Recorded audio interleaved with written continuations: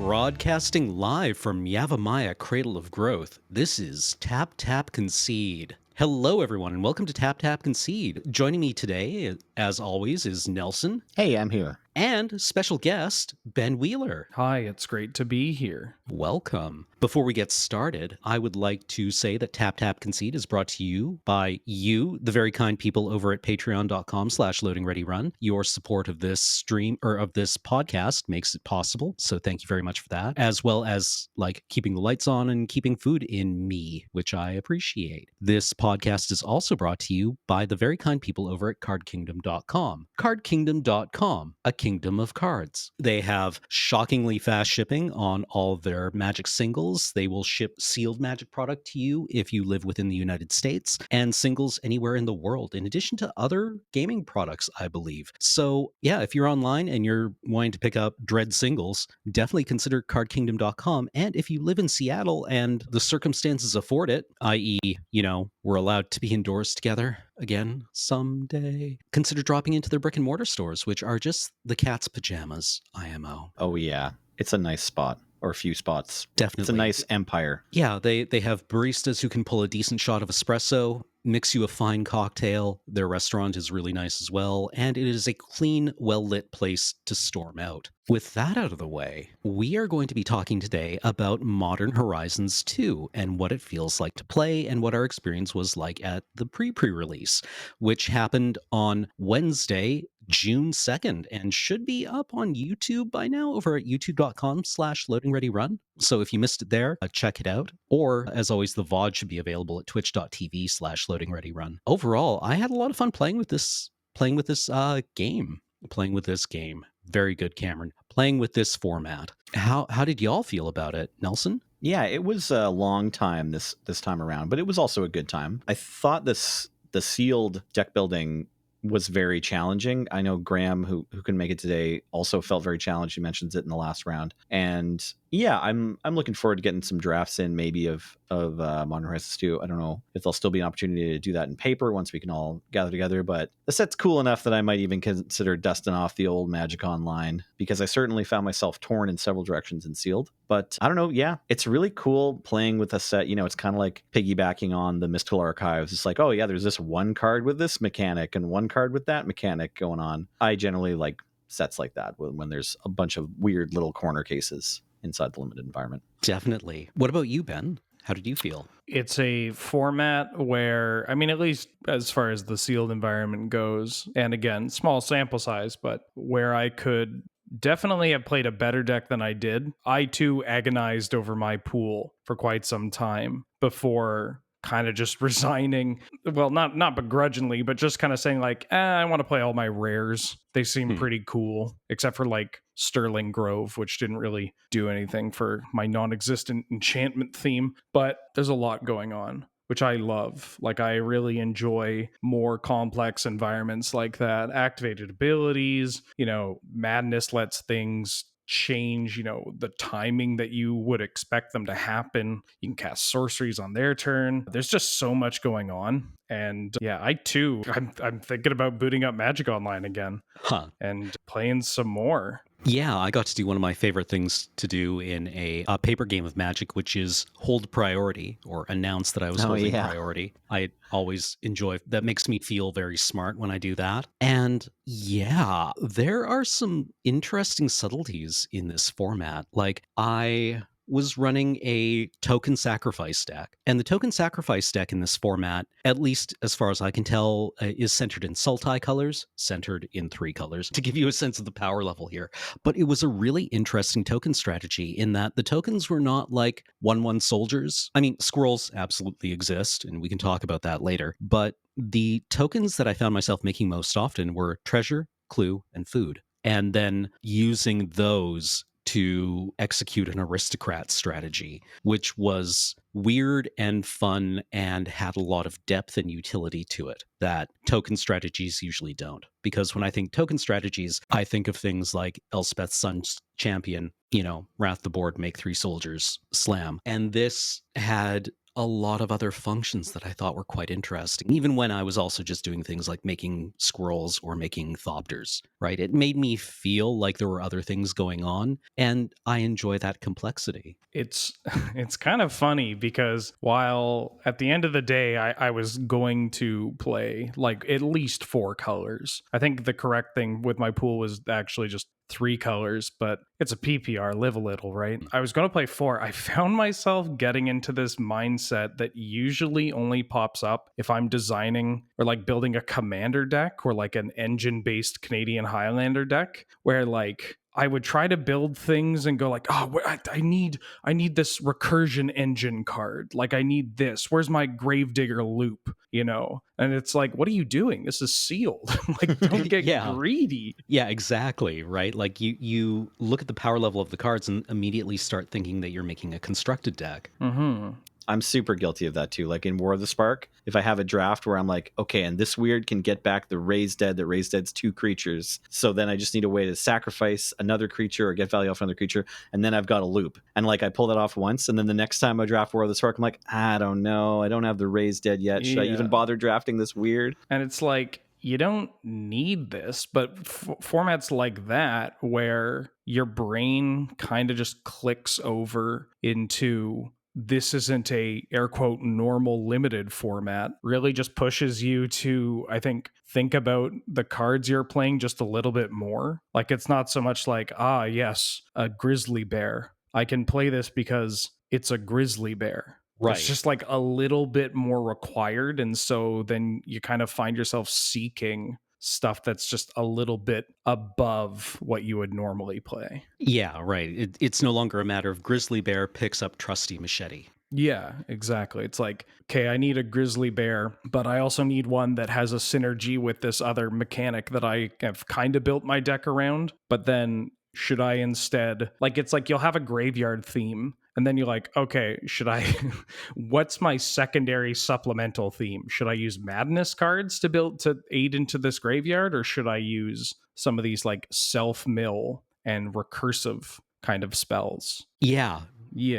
Which is cool and good, in my opinion, but it's also a lot. Yeah, well, when I was trying to build my deck, I kind of laid out the cards according to color at first, right? And looked at what my tallest stack was, because this is sealed, and that's kind of how you do it. It may not be any longer how you do it, but I'm an old man and I'm set in my ways. Mm-hmm. And then I looked at what I could build using that kind of like selection strategy. And the deck I wound up with was nonsense. It just didn't do anything. And then I started pulling it together by theme, right? And it was no longer just like +1/+1 counters. Say it had to be +1/+1 counters that triggered on discard. I'm not even sure if that's a thing, but it had more specificity than I was used to. And I thought that was just really interesting, that kind of everything in your pool will do something. I'm sure there are still bad limited cards in this environment, but most of them still contribute to a plan. Yeah, absolutely. Like one thing that I found, or even using like something, I hate using the word suboptimally on something magic related, but suboptimally using like the tapped artifact lands in a monocolored deck. Or even like in the sense that if you had, say, like if you're playing blue-white artifacts and you have cards with affinity for artifacts or that care about having that permanent type in play, like at least from what I saw, I would snap just play off-color ones. Like I would play like a blue X one, or even maybe like a just one that an artifact land that comes into play tapped. I will never use those colored sources, but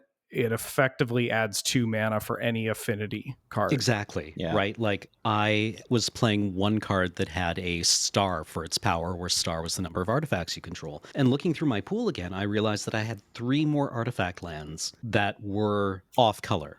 Like at least one color? Yeah. Yeah, I was in Sultai, but I had the black, white, green, white, and blue, white artifact lands that could have just been maybe advancing that plan. Yeah, it's interesting having to weigh that against them coming into play tapped. And it's like, if it's just for the one flying creature that counts artifacts for power, maybe, I don't know, maybe play one more. But if you have this, critical mass of affinity spells, it certainly seems good. Yeah, well, especially because they're indestructible. And I was also running Rise and Shine in my deck. Right. And if you're not familiar with Rise and Shine, it is a 1 and a blue sorcery that target non-creature artifact you control becomes a 0/0 artifact creature. Put 4 +1/+1 counters on it, and it has Overload for 6 mana. Yeah, we got to see that card close out a game. I want to come back to talking about how this is like a, it's sort of like Masters level limited, or like not your typical limited environment. And at the PPR specifically, I think it's really tough to kind of sort out what you should be aiming for, like what exactly is good enough to play in your pool, especially if you haven't even seen the full preview yet, which many of us didn't, certainly when we built our decks, and probably at least half of us hadn't when we played our games. One of my last cuts in my first version of the deck was Deepwood Denizen, which is like a 3/2 for 3, 2 generic and a green elf warrior with vigilance, and an ability that costs 6 mana, tap. It's a 5 generic and a green, tap, and then draw a card. But the ability costs 1 generic less to activate for each +1/+1 counter on creatures you control, which in my deck like was often 5. There's these like modular creatures, like there's a red modular creature that it's modular 4, and it has Riot, so it usually just comes down as a 5 mana 5/5, and like that's a combo where now you just have a creature that taps to draw a card for 1 mana. In a normal limited environment, that kind of interaction seems insane, right? Like, your 3-drop also just draws you an extra card every turn. That's like a planeswalker. But on the splash and like relative to the rest of the cards in this format, it didn't seem strong enough. But yeah, it's tough to weigh all those. I'm looking forward to drafts. Normally I like to see a sealed or two, like play a few sealeds at the very beginning of a format, and then from sealed get the idea of the power level or the like best synergies you can see in the format. But starting on a sealed for this one, I was like, I just don't even know what these archetypes in limited should look like, or what the best support cards for which card are. So I actually wouldn't mind just like jamming through a few drafts where you can try to like explore, like, okay, just pick the cards for affinity or just pick the cards for squirrels. One thing I think for these kind of formats too, and maybe this is just from like coming hot off the loading ready run fam jam. I mean the fam jam, that thing that we all did, that I just decided to tack the company, the name at the top. Then the next performance review for sure. Thank you, sir. It was that I hadn't drafted Strixhaven before then, and one thing that I found throughout the course of the day, and then I recognized, like I saw this when we were playing in the PPR, is that, and maybe I'm just like 5 months ahead and this has been a thing for quite some time, but like commons and uncommons like below 4 mana don't have double pips. Like there are very rarely will you see like a 3-drop or even a 2-drop that has, like a 1 blue or like a red. And like after looking over the Modern Horizons, card gallery at the commons and uncommons that do that, or sorry, the commons and uncommons that are at that, it's like, yeah, there's Flame Tongue Yearling, which you could argue, might serve you a bit better as a 4-drop when you pay into the multi-kicker. Counterspell, which, well, we're not really undoing that, are we? And then there's like Yavimaya Elder, I think is the only other one. And I mean, that old man will just like say, hey, you got double green early. Congratulations. Allow me to give you perfect mana for the rest of your game, when I die, which is, I think really plays into, all these complex decisions in regards to deck building and playing certain cards that feel like you're taking a turn off, like playing the off-color tap lands, or is it really worth splashing this 3rd color or whatever? Is that like, if you are playing this tap land or playing, spending earlier turns playing like a developmental spell or like cycling a card, like land cycling or something, usually there is another, like if your deck has it, you will probably have another cheap option that you can cast because it only takes a single pip. Like it's not that unrealistic to, play a tap land on turn 2 and then your mana is just golden for or turn 1 or turn 2, and your mana is just golden for the rest of the game. And you might even just have a 1-drop you could throw down. And like that's a thing that the Strixhaven limited format really jumped out. That was like one of the big things I noticed right off the bat, because again, it's a multicolor set, right? But I found that while I was building, like, 4-color, 5-color, good stuff, go vroom is, exciting and fun, but it also didn't feel like that bad, Yeah.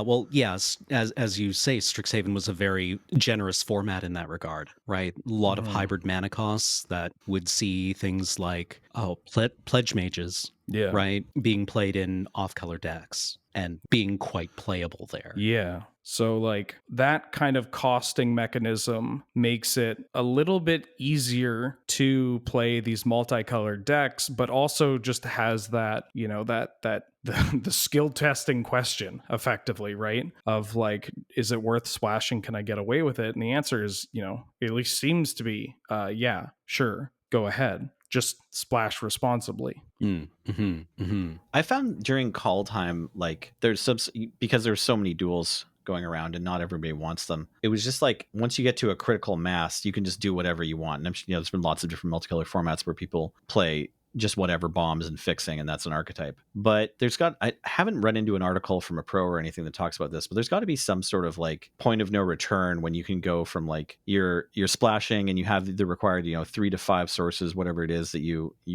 believe that you need in order to cast your off color spell. Like there's got to be some sort of name for the place, or there should be, I think, because we love naming things here at LRR, the place where you go from like, okay, my mana is okay to splash this one thing, and then there's like some kind of scale that slides along until just like, okay, now I have enough random duels and enough random rainbow mana that I can expect to play whatever I want. And like this sealed format seemed to be kind of a test of that. Ben Ulmer certainly had the pool that was just like, yeah, my fixing is fantastic. It's a joke how many different ways I have to get all 5 colors of mana, and then 2 of each pip or whatever. But most of us find ourselves somewhere in the middle there. Yeah. So that was a challenge for me in this one, for sure. I'm still seeing cards that I have no idea exist. Yeah, as I'm going through this, I've ran into and they're just and commons too.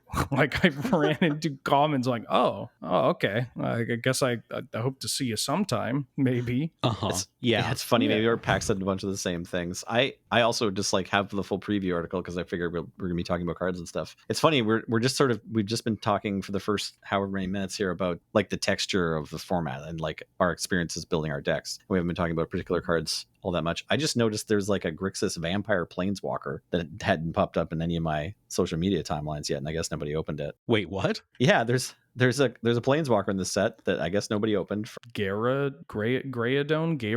I think it's Gaiadrone. Gaiadrone. Final answer. There we go. Happy Pride. So 1 generic, 1 blue, 1 black, 1 red for a 4/0 loyalty Planeswalker. Protection from permanents with corruption counters on them. That's a static. And then +1, each opponent loses 2 life and you gain 2 life. Put a corruption counter on up to 1 other target creature or Planeswalker. -3, gain control of target creature or Planeswalker until end of turn. Untap it and put a corruption counter on it. It gains haste until end of turn. Okay, that's a really neat ability. So it's like you have a 4-drop with 4 loyalty. You -3, you can steal their thing, anything, a Planeswalker or a creature, and of any mana value. There we go. And then that thing can't hurt Gaiadrone. And then -7 is gain control of each permanent with a corruption counter on it. That's a neat card. Yeah. Grixis Steal Your Stuff Planeswalker. Mine. Huh.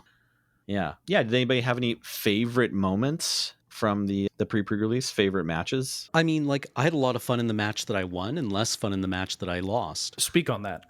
Yeah. Okay. Yeah. No, I can elaborate on that. What's that like? Yeah. I really liked it when I got to do the thing. Yeah. And that felt nice. Can I even elaborate on that at all? I watched you do the thing a lot. And the thing in the deck you were playing is like stuff a whole bunch of 1-drops onto the table. Yeah. That was the main thing you did. It was pretty adorable. Yeah, exactly. And even within that strategy, there were 1-drops in my colors with appropriate synergies that were not for this deck, which sounds weird to say. I don't think Floodhound wants to be in a deck with Ravenous Squirrel. Right.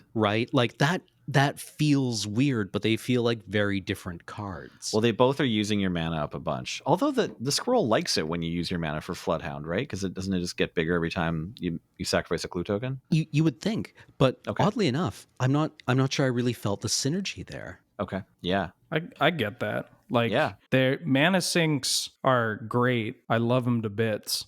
But also, you only have so much mana. Right. Like, it's this is one of those things where you'll say it, and then there will be like a pity clap afterwards, and then people will reach out and ask if I'm okay. Right. But like, you only get so many lands into play during a game, and mana, like, you only get realistically in long games, like what, 8 mana? All right, now clap. And like, maybe Commander has just like poisoned all of our brains, and where we're just greed machines, where it's just like 9 mana, I'm gonna need about 10 more. But like, these activated abilities add up, and some of them you're doing things, but you're not really doing that much. So like the squirrel's ability, the Ravenous Squirrel, it costs 4 mana, right? 3. Yeah. Oh, 3. Okay. Well, I mean, in my head, I just rationalized it as like, it's only 6 mana to use Ravenous Squirrel plus make a clue token with the Floodhound. And like, you don't have to do it all in one turn, but like in a format where cards are, I just found a new card apparently. Yeah. Sorry, I got distracted. I found a new one that I had no idea it existed, and I really like it. But let me finish this thought. You only have so much mana, and like realistically, drawing cards isn't always going to win you the game, especially in formats like this where even, they're so synergy driven that even basic kind of role players that, because they're at common or uncommon, you're likely to see multiple copies. Like even these cards can just take over the game. They can do a thing. Like there's a 1 mana 1/1 in black that when it dies, you make a whole bunch of squirrel tokens. Well, usually just one, but yeah. Yeah, I had 2. All I want to do is skull clamp that thing. Yeah. Well, it makes X tokens equal to its power. Oh yeah, skull clamp's really good then. And so like you could just clamp it immediately, and skull clamp is a very good Magic card. Yeah, it turns out combos with skull clamp is people are going to reach out to all of us and ask if we're okay after this. Let me write that down. Combos with skull clamp. I'm already on fire from these YouTube comments. Throws it on the board next to combos with Black Lotus and Intruder Alarm. But it's just like this, little 1/1. If you throw any number of +1/+1 counters or a pump spell on it or whatever and trade in combat, and then you just get a bunch of go wides. And there are a couple like cards again at uncommon and I think common even that can buff the team. Like that can kill you dead, right? Yeah. Like dirtling around feels great, but winning matches of Magic also feels great. And so sometimes, having this party with your Floodhound and your squirrel friend isn't exactly going to propel you towards victory. It's powerful, but it's powerful nothing, right? Another one we saw that's like backing up that point. There's this common that I don't think was in anyone's decks, but it's 3 generic and a black and a green for an elf druid named Dray Keeper, and it's a 2/2 that comes gives you 2 1/1 squirrels, and then activate ability for 4 mana. Squirrels you control get +1/+0 and menace until end of turn. So didn't play the cop. I opened a foil of that card. Nice. Regrettably didn't play it when I should have, because I told myself like, I'm not gonna like I got enough value going on. But that card was absolutely in my like Sultai deck of like, I just play this, they have to kill it, and then I reanimate it. Oh yeah. Then they have to kill it again. And if they're doing that, they're not killing my thought monitor. So I think I'm cool and good with that. Thought Monitor seems like a great card for Constructed. Oh, that's a card. I wish I had a really succinct way of describing these cards, but they're the kind of cards where I feel like I will never get it exactly right, or at least never to a point where I'm comfortable with it, because it's like, you look at that card and you're like, oh, that's good. For people that don't know, Thought Monitor is a artifact creature. It's a 2/2 with flying for 6 and a blue, but it has affinity for artifacts. And it says when it enters the battlefield, you draw 2 cards. So it's a thought cast on a flying frogmite. Yeah, it's exactly. Yeah, or flying frogmite is good because it's an artifact creature. Yeah. Yeah, and so you look at it and you're just like, oh, this card's good, right? For like limited, and you think like, oh, this card's pretty good for formats where you can have Mox Opal, Darksteel Citadel, that kind of thing. But like I looked at him like, but do I really want to cast it? Like realistically, how often am I casting this for 1 or for 2? And like often. The answer was often in a format where I played tap artifact lands, and I guess I made some Thopter tokens or clues, but like it was a very reasonable board development to get there. And then I remembered that I usually play a format where you can tap a Mishra's Workshop and play like, actual Moxen and stuff. And now it's like, oh, this card's cracked in half. Like it's just, you're only paying 1 mana. And even if you're playing like 2 or 3, like, is that much of an issue? It's like the learning curve, right? It's like you see a card like, oh, that looks good, right? And then like you go from like you're just reading it, you're not sure, you're trying to decide, and then you like read it twice through through or something and think about the game, and then you're like, oh yeah, this is a good card, and then you finally play it, or you see someone else play it, or you see like the deck it's going to end up shining in or whatever, and then you get to do that again. It's like you've already decided this card is good. It you know, you want to play it, it's in your deck or whatever, but then you didn't realize how good, and like your understanding, your estimation, your judgment of the card gets to like double up again, and it's this weird sort of off balancing feeling, like you know, you kind of feel like you're catching yourself falling or catching yourself tripping when you're walking. You're like, oh, like a sudden realization of like, oh, Bloodbraid Elf can hit Blightning. Yeah, you try to right? You try to be the one person making a reserved commentary on new Magic cards with abilities like with like Affinity or Cascade or whatever attached to it, because you've been hurt one too many times. That's right. Right. But then you actually play it and you're like, oh no, this is really good. Oh, okay, cool. I was right to love again. Yeah, exactly. Yeah. I am worth loving. Yeah. This card. Sorry. Yeah, it's funny. It's because the first time you ever liked a card, you got too excited about it, and then someone killed it with removal, and you're like, oh, I guess it's only okay. Yeah. But yeah, then slowly you have to let yourself enjoy that feeling again. It's just like you try to come up with like the medium, you know, expectation. You don't want to be like, this is a 1-mana 2/2 flyer that draws you 2 cards and also makes your cranial plating bigger. Like this is irresponsible to print blah blah blah. And you're like, Yeah. no, let's calm down. I mean, come on, it's not, you know. Yeah, it's not that bad. Yeah, it's not that bad. Let's slide back in the saddle there, mister. And then you play it and you're like, oh no, I was right.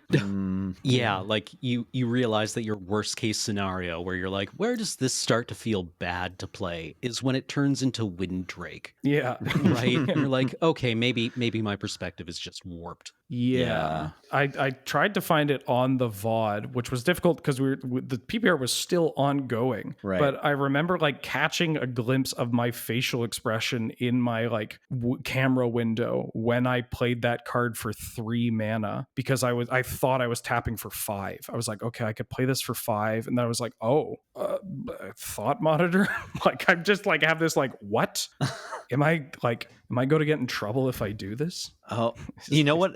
You know what else happened with that? It was with other Ben casting Scion of Draco. I don't know if either of you were watching or I may have seen this happen. Yeah, but he's casting Scion of Draco against me, and he thinks he needs to pay like 8 or 6 or 10 or something, and then we're like, oh, hold up there, Mr. Always Has Domain on turn 3. Like that card costs 2 mana, my friend. It's a pretty cool card. 2 mana 4/4 pumps your other creatures. One thing I really like about this set, and I think Scion of Draco falls into this category, and Thought Monitor too, and I think this might be the big thing for cards like this. Because spoiler alert, on an episode of North 100, the set review, Surge was very underwhelmed by Tireless Provisioner, the 3 mana 3/2 with landfall. It's an elf scout, 2 and a green for a 3/2 landfall. When a land ETB is under your control, you make a food or a treasure token. And I think maybe this recurring thing, because it's just like, I wouldn't ever fault. It's one of those cards where it's like, I don't think you can actually fault people for being like, is this worth it? When, you know, the answer is an astoundingly loud yes. Yeah, but like it's because people, no matter how much experience they have with these individual archetypes or whatever, I think that people consistently undervalue or try to set too reasonable expectations for cards that get better or bigger or whatever it may be just by playing Magic the Gathering. Right. A collectible card game. Like, it's just like... By Richard Garfield, yeah. I had to look at Tireless Provisioner and think, what if Lotus Cobra had layaway on its mana? Right, yeah. Yeah. Right? And like better stats a bit. Yeah. Or, you know, if you didn't want the mana, could draw you cards. Well, it's food. It gains you life. Oh, sorry, is it food? I thought it was... I think the fact that it's food and not clues, like, because you look at it and you're like, oh, 2 generic, 1 green, scout, 3/2. I know where this is going. Landfall. All right, I love this card. Tireless to... Oh, I can't draw cards. That's probably what's going through your head if you initially gave this card a thumbs down. Right. Yeah, I mean, it doesn't get bigger either. It like looks like a Tireless tracker for all these reasons. And so that's another reason I think that people are always like quick to shut down a card, is if it reminds you, it's clearly like an homage to another card, or it just reminds you of another card because it happened to come out kind of similar, but you're like, well, it doesn't do this, like, and we're constantly doing that. We're constantly putting down cards because they're missing some part of a previous card that we really like. And sometimes it does fall flat, but I think with Provisioner, it's like go with me on this little journey. Imagine if instead of drawing you cards, Tireless Tracker made treasure tokens. So it just made you Lotus Petals and then also got bigger. Like, that card would be absolutely crazy. Yeah, that's pretty good. That would be nuts. And then this is just that, but instead of getting bigger, it can gain you life if you're about to die or something. So I don't know. I could see this card being constructed playable. Yeah. So and that like, again, you could see it. I can understand people like making that comparison, and it happened with Modern Horizons 1, right? Like, that's a huge example of that, because these throwback sets, and it's just like, I think it's because of that comparison factor, and we just forget how games of Magic go sometimes, like in a game of Magic, how often do you find yourself not having something to do and 2 mana lying around? Why is this so hard? Like, can you think of a set that came out where you didn't change your mind on at least 5 cards after you played with them or played against them? Like some cards you figure out, it's like, oh yeah, this Titan's a bomb, right? The Wormcoil Engine's good. And then you play, it's like, yeah, it's about that good. But like, there's always a few where you're just like, I don't know if that's playable. And then you lose to it. Or like something sinks terribly, I can't think of it. Like, card evaluation's very difficult. Yeah. That's where I'm going. My saving grace as a Magic player is I think I'm all right at card evaluation. Yeah. But even being medium at it is quite good. That's quite something. Right? Yeah. Unfortunately, I can't always convert it into, consistently playing it to results. But the like evaluation side, even that, like getting it right, it's like win rates in the game, right? It's like 60% of the time is extremely good. Like, that's reasonable. That's high up there on that. I don't know. It's just really hard. Right. Yeah. I mean, like, systems are complex, and that sounds, teleological to say or tautological to say, but it's really hard to figure out how something is going to work until you see the entire thing working, right? Yeah. Sometimes you just have to play it to get a good read on it. Maybe the real reason it's even harder for limited sets is just like, you're always going into a whole new world. Not to be too weird and dramatic, but like with Constructed, you're like, okay, there's these new cards going into Modern. There's these new cards going into Standard. There's these new cards going into Commander. We know what Commander or Modern and Standard feel like already. So how will this card interact with the stuff we already know? Whereas with Limited, it's like, well, you just have to dive in and try all the new things together. So it's particularly tricky. Yeah. Mm-hmm. Yeah. I mean, like, maybe there's an useful analogy in being like looking at a recipe and saying, I don't know about like having coriander in here, right? And then you taste it and you're like, oh, that was nice. Yeah. I just had, sorry, I had to stop myself for going on this tangent about recipes and the misconception about, how to properly veganize something. But that's a different story for a different podcast. Well, let me get in on that one too, though. Okay. Yeah, wait. This is the panel. Like part of LRR. This is all 3 of you. Went back to eating meat, didn't you, Wheeler? I still eat meat, but my husband is vegan, and I was vegetarian for a long time, and then vegan for a couple of years, and I like the food. Turns out if you eat it, it's pretty good. Yeah, I tried raw vegan for a couple of months, and there was some good stuff in there. It was a lot of work, though. Oh yeah, that's heavy lifting right there. Yeah, great skin though. Okay. Oh, your skin looked the best it's ever been? Oh, absolutely. Yeah, maybe just cut out all the oils and preservatives and whatnot. Yeah, it's the 1-2 punch of raw vegan diet plus K-beauty products. That's shut up. Raw vegan K-beauty products, though, only, right? Yeah. As it turns out, it may have also been something to do with not drinking like a liter of Pepsi every day. I don't know. I don't think that's it, dude. I think it's a celery or something. I mean, how can you find out? First, you'd have to stop drinking the 1 liter of Pepsi, and then you have to question your will to live, right? Yeah, I've decided to make healthier choices. I'm no longer drinking a liter of Pepsi. It's a liter of Diet Pepsi Max. Mm-hmm. Yeah, there we go. Yeah, hashtag clean living. Can we also just talk about like certain cards that made you angry? Like when I saw Dermotaxi and I realized that I was never going to write anything that clever in my life.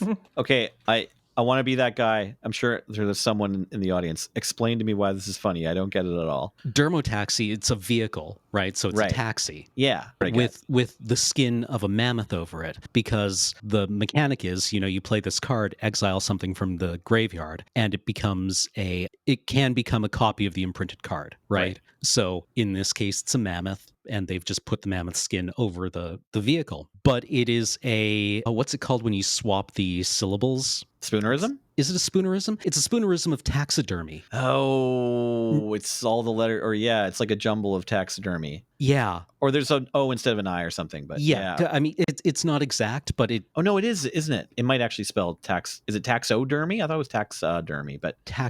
I'm not that invested in finding out, but the problem is, like, I saw it and I went through this emotional journey where I'm like, God damn it, this has been stolen from me. And part of my brain was like, they can't steal something from you if you aren't smart enough to think of it yourself. And I'm like, shut up, you. And then this peace came over me as I realized the crown is taken, pressure's off. Right? I never have to do anything clever again, right? Like, the cleverest thing that anyone is ever going to do has already happened, and I can just get on with my life now. Right. You can just enjoy the decline. Yeah, right? Like, I can go and sit in the garden until, I get buried in snow and somebody finds my corpse in the spring. That's what a blissful descent into depression that is. I know, right? It was really nice. It was really nice. They didn't even have to do a good job putting in like the text box or the casting cost. It was only the type line, the name line, and the art. Yeah, like I don't even really know what this card does, but right, I just saw the name. Yeah, it's pretty good. It steals your opponent's eternalized creature, and then they make a flying dragon instead of you. Yeah, I don't know if I want to read it more. Like I'm glad. Wait, this is from a graveyard. A graveyard. Yeah. Any graveyard, my friend. Yeah. I also wanted to, while we're talking about creature artifacts, I think all the living weapons in this set are quite good. It was weird how comfortable I was just paying 5 to give a creature lifelink vigilance and only +1/+1 instead of +4/+4, which is what I'm used to when I pay 5. But I don't know. Yeah, that was just still good. And that's maybe the worst one of the set. Yeah. Vigilance plus lifelink is just like... It poops in your cereal for sure. It's just like, okay, so I don't want to block this. It's like, yeah. It's like, okay, but can I attack into you? And they're like, nope. It's like, okay, great. Thanks for having me. Combat is over now. Yeah. And then somebody had Nettle Cyst too. Surge had a Nettle Cyst, yeah. Yeah, and it was like, and it was just immediately like a 10/10 when Surge only had like 4 lands or something. Like, it was just clearly gonna abyss every turn. So yeah, that card's very scary. We didn't see any Cauldra, except I opened one in a pack on screen, but like this also seems like a ridiculous limited bomb. At least it's 7 mana, so that's kind of fair. But comes with a token that's on +5/+5 first strike, trample, indestructible haste, and like super death touch. Well, it's weird though, because it's like it's a clause that exiles a creature after it's taken combat damage from this. So fortunately it isn't death touch, because then the trample would be extra crazy. But does get their creatures out of the yard, so scary stuff. I've noticed myself getting, mad, not mad, maybe not even upset. Grumpy? It's a certain form of envy. I think it's akin to what Cameron is feeling, but in regards to like cards that are so like their design is just jaw-dropping in a way. Like, I look at it and I feel like I just want to talk. I just want to write about it so it doesn't get forgotten, like. Right. Like, nurse, fetch my sketch pad. Yeah. Like I could talk about Sedgemoor Witch for like an hour as to why it's such like a perfect example of like a perfect creature that is pushed, but not too pushed. And it just like, it's just chef's kiss. But for this set, I was floored by Dam. For those that aren't familiar, Dam is a sorcery. It's black. It says destroy target creature. A creature destroyed this way can't be regenerated. Overload for 2 white. And like, it's such a perfect example of how like everything about it is just, it's beautiful. It checks off boxes that both control players and not control players have complained about, right? Like everyone's happy with this card. I'm going to do everything in my power to not go off on this. So if it seems like I'm jilted, I'm trying to. Also, it provided us with a reaction image. Yeah, yeah, for sure. Yeah. The biggest thing that I've seen people sleep on when when it comes to discussing this. And it's not exactly like a big brain realization, but it is like enough of a, oh, I didn't think about it, that it will catch people off guard. And this is mostly, I guess, for like Canadian Highlander, or although I guess it applies to modern too, is just how everybody's happy because it's, you know, it's flexible for the control player. They can kill the Gaddock Teague. It's all they've ever wanted. But then it's cheap, so you can hit it with Inquisition of Kozilek. Spell Snare can counter it. Like... It's just the cost and the flexibility of the two costs, and how, you know, when I saw this and I thought about like The Rock and like thinking back to like Allison's deck, right, and how she would splash white, or she had some white splashes off like Murmuring Bosk and stuff. And I imagine, you know, a modern incarnation, you're looking at the Endotha Triome, right? And how through that, or Birds of Paradise, whatever, you could cast this in a black-green deck. How it's so cool no matter what your relation to the game is. I think that's the biggest home run, is that like, and that's just a maybe even an analogy for the set as a whole. It's like, no matter what your relationship with Magic is, I think the set, you can look at every card, even if it is the deepest lore cut, and just go like, whoa, cool. I really like about Damn how they managed to have this like just extremely flexible, powerful effect, like that, you know, the control players are just going to love, without actually replacing any of the sweepers for like strictly, right? Yeah, you know, sure, if you're on black white and you always have good mana, yeah, this card's more or less better than Damnation and Wrath of God. But obviously, if you're only on mono black, like, you don't care so much. And if you are at all struggling for mana between black and white, you know, or when you're in the deck building process and you're not sure if you want to be white or black, just fantastic design. Like, people jump to like Esper Control when they see cards like this, right? And Esper Control is absolutely one of those decks where it's what we call a counterspell Hymn to Torak, where you want both blue and black on turn 2 at the same time, but that comes at a cost. And you're also a deck that probably wants to hit white on turn 4 for your Wrath effect, or black if you're on Damnation. And then like, it just leads to all these other conversations about how you build your mana base, what, you know, what those decks are looking for, you know, the push and pull of that kind of archetype. You know, how much can you give up, and maybe you have to just concede that you're not casting Hymn to Torak on turn 2 as much. And yeah, it's just an absolute slam dunk of a Magic card. Love it to bits. One card that I really loved was Torak Dread Cantor. Oh yeah. And this goes back to my possibly not healthy Fallen Empires thing, where one day I will create a remastered Fallen Empires set, right? And just seeing Torak finally in paper made me really happy. It feels flavorful, right? He feels like the ancestor of the Order of the Ebon Hand. And if you're not familiar, it's 1 black, legendary creature, human cleric. He's a human cleric. Turns out Order of the Ebon Hand was famously never oracled to be humans, because several of the alternate card arts have things like centaurs and other weirdos. Yeah, elves. One of them's an elf. Yeah. It's a 2/1 pro-white. Whenever an opponent discards a card, put a +1/+1 counter on Torak Dread Cantor. But it has kicker for double black, which is opponent discards 2 cards at random. So it can Hymn to Torak on turn 4 and bring a 4/3 with it. You know, that's probably not good enough, but it's cool. It's cool, and I like it. Also, I got to write the actual Hymn to Torak. Oh, yeah. I mean, it's not canonical, but I like to think that, you know, that's what it sounds like. It sounds like the SpongeBob SquarePants theme song. I haven't like watched through the VODs like as an event. Do you know if all of our like in between match bits are in there? They probably are. Yeah, they are. Great. But if you want to watch that VOD in specific, you can probably also find it on louisraven.com or on our YouTube page, I imagine. Sick rips. I just enjoyed the line, what is it? Efficient, aggressive, evasive is he? Torak Cantor.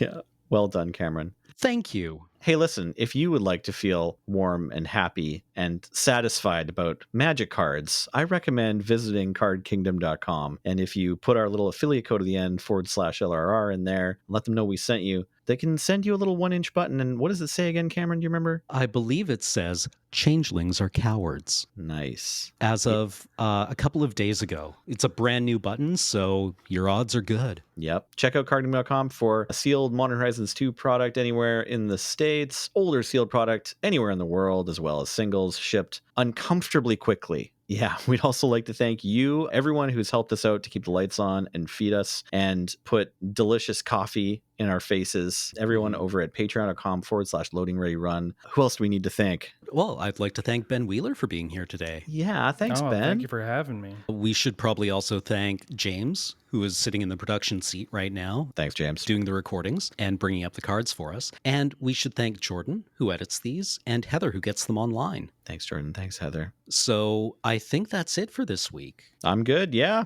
Any closing words from anyone? We're going to put up some more matches of PPR stuff that'll probably be coming out pretty soon. Yes. I think I can let you know that on this podcast, matches. So look forward to that. I will continue trying different things in my pool that was very hard to build. Am I can I get a plug as a guest? Yeah, hype yourself. So I'd like to think that I haven't double checked, which is good because I've been running my mouth over this for the past week. I think I might be the first person to pull a set release hat trick, in that I was at the pre-release, of course, but I'm also going to be participating at the official sponsored Wizards of the Coast pre-release event for Modern Horizons 2.